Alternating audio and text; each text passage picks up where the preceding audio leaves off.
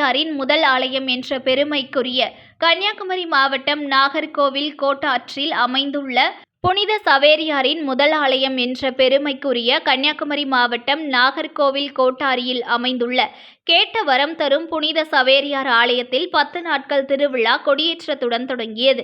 குமரி மாவட்டம் மட்டுமின்றி நெல்லை, தூத்துக்குடி மற்றும் கேரளாவில் இருந்தும் ஏராளமான மக்கள் கலந்து கொண்டனர். கன்னியாகுமரி மாவட்டத்தில் உள்ள ஆலயங்களில் நாகர்கோவில் கோட்டாரில் உள்ள கேட்ட வரம் தரும் புனித சவேரியாரின் ஆலயம் வரலாற்று சிறப்பு வாய்ந்த ஆலயமாகும்.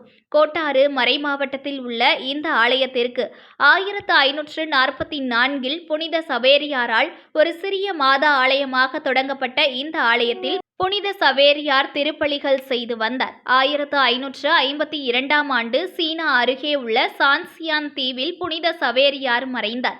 அதன் பின்பு அன்றைய மறைமாவட்ட மக்கள் திருவிதாங்கூர் மகாராஜா உதவியுடன் புனித சவேரியார் ஆலயமாக கட்டப்பட்டது.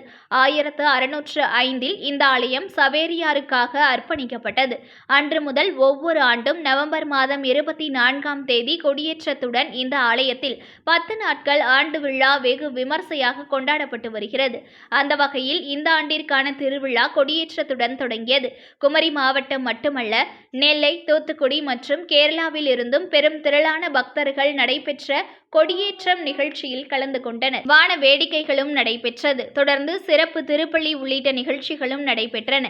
10 நாட்கள் திருவிழாவில் நற்கருணை ஆசிர், ஆரம்பர கூட்டு திருப்பலி, நோய்வாய்ப்பட்டவர்களுக்கான திருப்பலி, தேர்பவனி உள்ளிட்ட நிகழ்ச்சிகளும் நடைபெற உள்ளன.